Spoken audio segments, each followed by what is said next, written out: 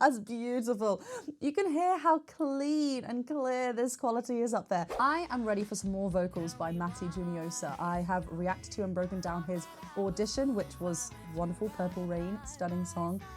And he truly was awesome. I believe we're checking out his Aerosmith cover of Dream On the next step of the Britain's Got Talent competition, the semi-finals it says here. So I'm excited to see what he does with his vocals. This is of course a reaction and an analysis video, so I will be pausing and breaking down the vocals as we go along. Some might ask, is this still a lot of fun? Am I feeling the true emotions just by watching it and breaking it down and stopping and pausing? Absolutely. I constantly have lots of thoughts whenever listening to music, so this is just a good way for me to process and obviously be able to break down. So you can bet that I'm having a lot of fun. So let's just get to it. Every time that I look in the mirror, all these lines on my face getting clearer. Oh. The past is gone. Oh, it went by like dusk to dawn.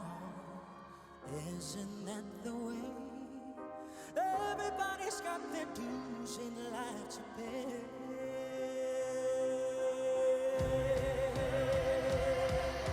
Oh, lovely long build of a note there. Okay, wow, this is awesome already. I'm excited. I just love the way that it feels really like you're just looking at him. He's not doing so much with his body. It just looks really easy and effortless. But what he is doing to allow him to, when he's going for these higher notes, to still maintain a full vocal fold, closure, full sound, he's doing a lot inside to ensure that he's remaining lovely and full, because we are ascending, the vocal folds are thinning.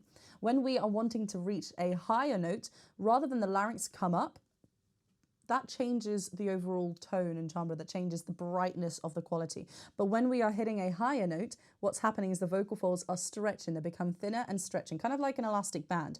So he's allowing that to happen, but if he's wanting to maintain a full sound and not let it get too thin, he needs to increase the resistance. I know we're going a lot already with the quality, but I want to go to that specific point where where he hits this note. It's just beautiful space. Every time that I look in the mirror, really lovely misty breathy vocals here. On my face getting clearer.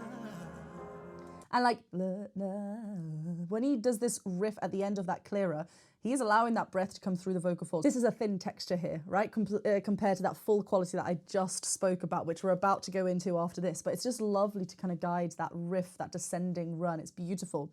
I also like the lights. He is staying on the open part of the diphthong rather than lights closing. La, because it creates this open swell. Da, da, and then he drops down to where he needs to go. It's a really lovely open feel. Really lovely smooth onset there as well. The past is gone. Oh, it went by.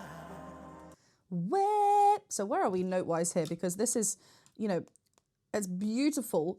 Look how he doesn't reach for this note. It's not reaching with a lot of volume. It just is nicely in this pocket.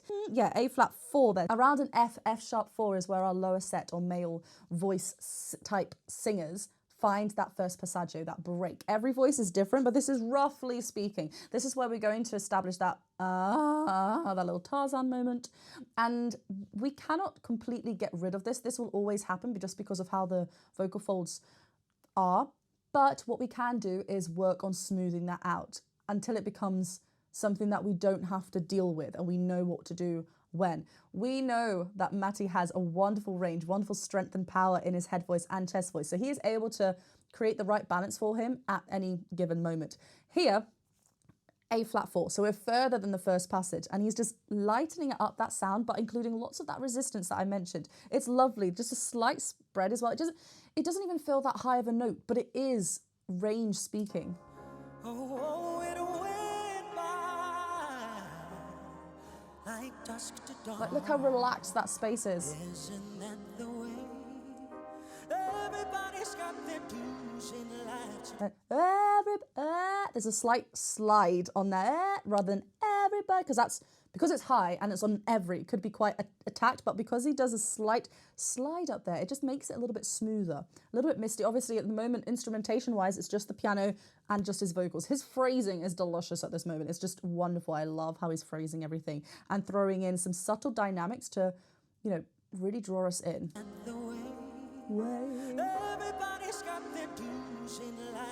I love the shininess as well. Open vibrato. Woo!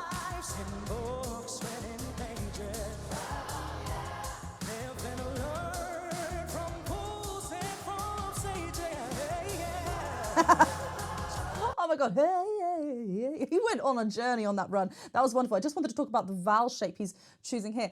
Sometimes when we have a consistent shape for a phrase that we come back to, or even a song, so it has that same colour all the way through, it just allows us to go back to that, because if we're hopping around interval-wise or just different kind of thickness of the vocal folds, different dynamics, having that shape to go back to is a nice home base almost. He's really pouting the lips here. So what this is helping us, where we are range-wise, we're a little bit higher as well. Obviously, it's a pattern that we've already heard, a melody that we've already heard, but he is remaining lovely and full. This pout creates a much more of a depth, a darker, warmer tone. So even though we're getting a little bit higher, we're not feeling like it's going to be too pinched or bright. It's just allowing this warmth around it. I love it. Yeah.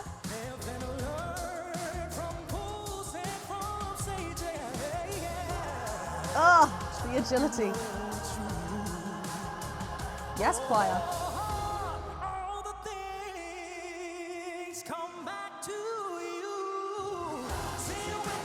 Oh, I loved how the music just stopped and it was just his vocals. He has got such confidence when he sings, and we need that, you know, especially for songs like this, but also just, and in the competition, but also just to commit to the vocal quality that we need and to keep us running. If we start like getting a little bit shy in these moments, note pitches might start to shift as well, and it just changes the energy. This is wonderful. That pout is happening. What's happening is as well that whenever he hits a higher note, it almost, our ears don't register that as, oh my gosh, this is a high note, but it is in terms of where he is in his range. He's beautifully blending, beautifully on this mixed voice, which is where we blend elements for our thicker folds and thinner folds, our chest voice and our head voice, to kind of combine the two. So we go through this first passage really smoothly without hearing that flip that I was talking about earlier. But yeah, he keeps, I love this narrow space. As soon as we make the shape a bit narrow, it's going to allow us to get these notes a little bit like easier. If we start spreading, what's going to happen is the cricoid cartilage is going to tilt, and we're going to reach up with our thicker folds a bit more than maybe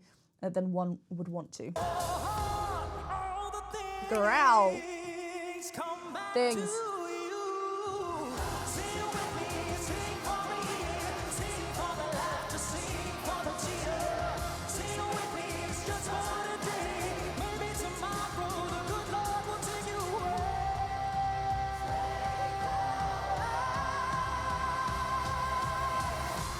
Oh, lovely opt up there. How we shot up there. Again, very narrow. He's not like reaching up. That will be getting so much thickness. It sounds like a loud sound because there's twang involved as well, which is the narrowing of the AES. This really helps with brightening that sound, getting that sound out without, again, reaching up with our thicker folds. Our thicker folds are naturally going to be louder than our thin folds. There's more contact. But when we are getting higher, we need to find and we need to trust that the other tools are going to help us. And he knows his voice really well. It seems really, it's a lot of fun. It seems really easy, and he knows where to place it. But his body is supported. Look at his arms, how his body frame, and like, you know, he's holding the mic again, he's off of the mic stand. He's got this lovely frame that he knows and, you know, has that anchor point for him to get these, to have a strong structure, to get these big notes. I love it. And where he starts this on a straight tone, and then I think when he goes up to that da, opens up to that vibrato, which softens up that sound quite a bit actually. But because we had such a solid start, and then where we can bring lots of that elements up there with us. It's beautiful. There's maybe tomorrow, the good. These are big jumps here as well, big, and we need to be connected. And you know, he's already proven to us that he can be connected. I love there's a moment where he kind of cries onto the note. When we include that kind of cry, we're actually increasing the resistance in the vocal folds. So why resistance is important and why we need it for sections like this, where we are belting or being a little bit, you know, fuller sounding. When we don't want extra breath coming through the vocal folds. So when we increase the resistance, we're increasing that connection between the vocal folds. So they come together rather than leave pockets of air. Every singer is different. Some singers might need to do this more. Some singers, maybe that connection comes in a little bit naturally anyway. And also some singers, that breathiness is part of their uniqueness. So whilst we need to have a full connection, if you're getting a bit more of a husky sound and it's kind of there when you speak anyway, then that is your sound. We don't want to make everyone sound the same. We want to make sure that, you know, we are shining with our unique sound. And as long as it's not hurting or causing restriction or irritation, keep going. I love how he opens on tears. What? That part. It's beautiful.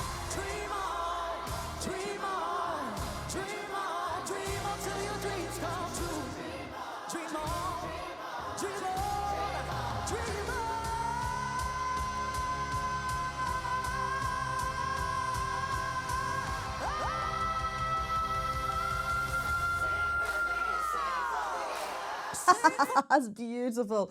You can hear how clean and clear this quality is up there. There's a really, there's like a echo effect on his vocals, which I wish there wasn't that much of that on his vocals, just so we can hear him a little bit more. I know it creates this space and there's kind of, I mean, there's lots of reverb as well, but I think this has more of an echo effect. And it's just, so it's, I know it's done for the effect, but I wish there was a little bit less of that so we can hear a bit more of him. But anyway, Dreamer, he's already on an A vowel. When I love how it kind of swaps as well with the beautiful ensemble that are providing those choir-like vocals.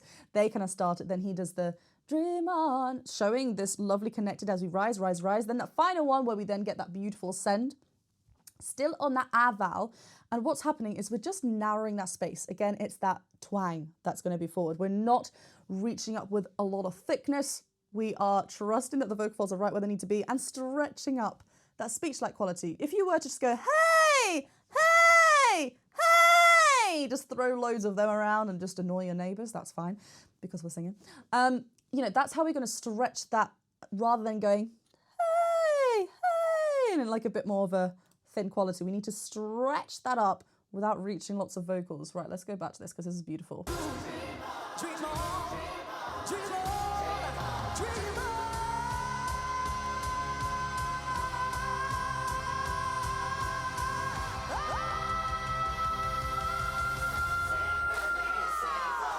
Like, wow! Then he comes down. It's almost like he's whining onto it. Why? Why? There's so much. He's doing it much prettier, obviously. But if we were working on this, go to that extreme. Why? Why? Because we really, when we increase that whininess, we're actually going to make it a lot lighter for our vocal folds. So they're not coming together and squeezing. We need to make sure it feels comfortable. And it's just so effortlessly. It actually does a little bit of a back bend as well. This engages our core a lot. I like that.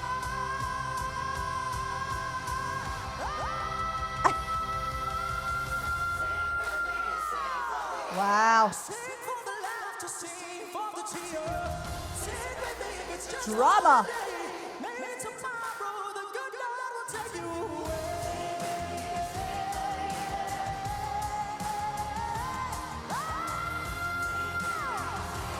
Okay, notice, when he did that, notice how much of his body, like, was a part of that note. He is dropping that jaw again, not spreading. There is a lovely pinch of his nose as well. This is a great indicator that twang is involved. It kind of helps with lift everything up and get into that pocket. Yeah, it's just a beautiful blend of the head voice, chest voice mix. It is very mix dominant here. When he starts a little bit lower, it's more chest dominant, but here it becomes a bit more of a blend, which is just beautiful. It's a wonderful mixed belt, and it needs to be, you know, we need to combine those two up here if a belt is what we need. Remember, belt is a style, not a register. So in order for it to be a belt style, we need to make sure that the chest voice is included as well. And we can just feel how thick and full it sounds, but it doesn't sound heavy. It's just so beautifully placed. This section as well, where he does that rising way, he starts this really lovely thick fold connected. We can feel that in his chest voice. As he's ascending, each one has to be a little bit more of a decrease of the chest voice, but still keep it connected, but just a little bit,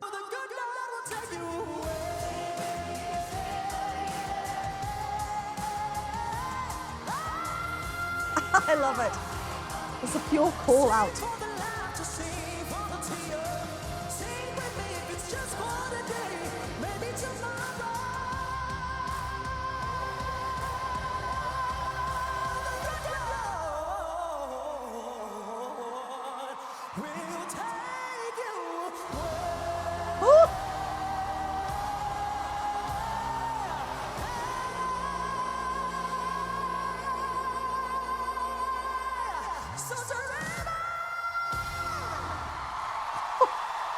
Of course, we were going to end on that. That was insane. Demon! Again, it's a proper call. You can feel lots of whine. There's lightness to it, but it just still sounds so full. This is a big song, and he makes it look so easy. And there's so much joy when he's performing. It's just a wonderful thing to witness and watch. And just having that freedom to throw all these riffs and runs around as well, to come down, to go back up, to come back. Like, he is dancing around these ranges, this range as if it's nothing, as if it's easy, and it's just beautiful. He sounds so great up there, which is why he keeps going up to this territory and showcasing that. He did it quite often here, and again, he's repeating that. So it's not like if we were reaching up with our thick folds, we'd be getting tired a lot. And also, it would just sound really strained and just not nice to hear up there. The fact, it's very showing that he's in a pocket that feels good to him because he keeps going back to it. It's beautiful. Yeah, straight on that vibrato there.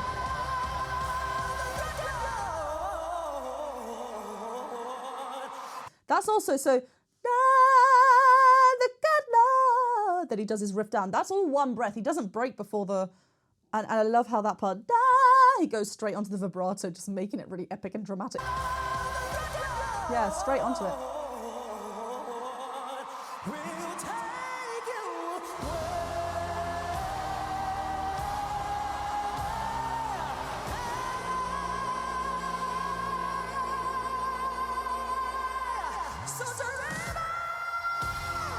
Again with that back bend. He does like a note just before up there. Look at him.